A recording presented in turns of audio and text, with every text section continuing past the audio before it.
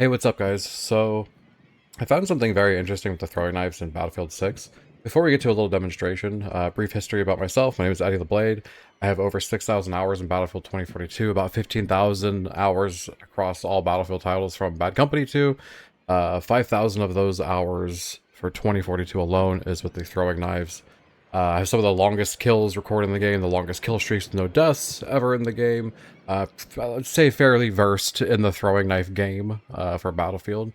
That being said, we are in the shooting range created by X8 Reaps on Twitter. Be sure to go give him a follow. He's also on YouTube as well. Go subscribe to him. This place is awesome. But for our little demonstration, we're going to go down here and use our friend Bob down there. We'll stay right on this middle line just so we can be sure we're in the right spot every time. Now I know that they've reduced the damage and they have reduced the arc of the knife as well as the speed, more or less. But let's go ahead and demonstrate here. So we'll aim right on Bob's head, which is a very, to me, I would say this is a very standard throwing knife kill. I would say it's, it's getting there, but it's not too close, not too far. All right. Let's hold the knife out. It went high. It went high. It went really high. My hand is not on my mouse. I'm just pressing my F key. Oh, that was spot on. It went high. It seems that there is bloom added to the throwing knives, which is very weird. Let's try it again. Stay right on this middle line. Aim right at Bob's head. My hand is off of my mouse. High. High. Low. High. High. One more time. So out of all the times I've been experimenting with this, some have even gone very low into the right. Like they just kind of just hit the ground.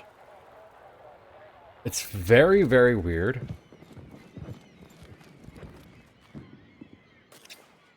Aim at Bob's head. Hand off of mouse. That went low. Hit him in the ass, so another low one, especially compared to the other ones before. That one was high into the right. That one was spot on. And that one was a bit high. So I don't understand why add randomness to a precision weapon. You could, yeah, I understand, just to put it out there, I understand people don't like the throwing knives in Battlefield. That's fine, but they're in the game. And this should be a precision weapon with a high ceiling for, proficiency, but also high risk, high reward. The risk is if you miss with your throwing knives, you're dead. If there's randomness put into a precision weapon, then skill is no longer a factor.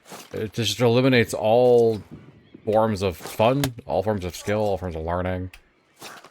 It kind of doesn't make sense. They've already added a ceiling to that with the reduced range and the reduced damage. So then why add randomness to it? That does not make sense. Hopefully this is part of those bugs that they were talking about with Bloom, but I'm not sure. I have no idea what the thought process was behind this, or why. Now, people can easily just, whoa, that one was really low. People can easily just say, oh, you just want to throw really far again and one-shot people. No, not necessarily. However, I mean, if this is how the knives are going to be, that means the only way to really get a kill is going to be from close range, and no one wants to see close range knife kills. People want to see that magic, bomb that someone threw. That Hail Mary into someone's head or across the map. That's how throwing knives are in games. What do you want us to do? Just run up to The bad guy? Like, look, I didn't even miss there. Should we just run up to him like this? That's boring. Why is so close range?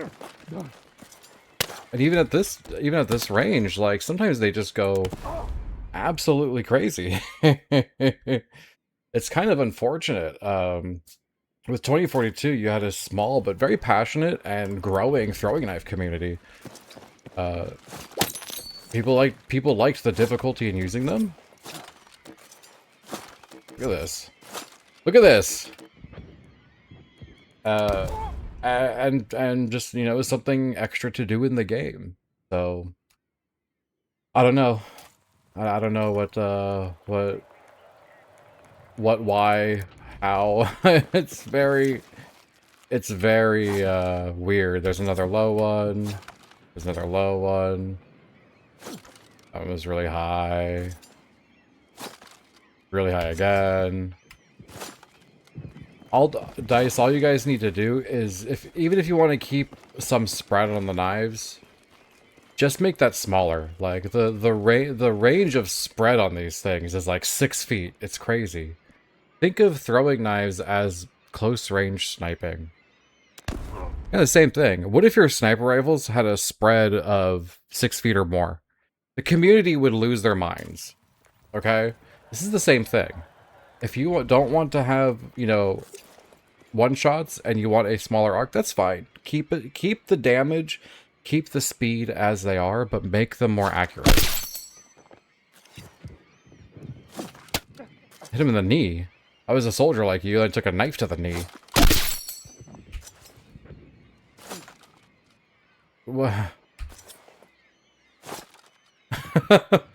I don't understand, but yeah, that's just a little demonstration, a little something interesting I found. Let me know what you guys think down below.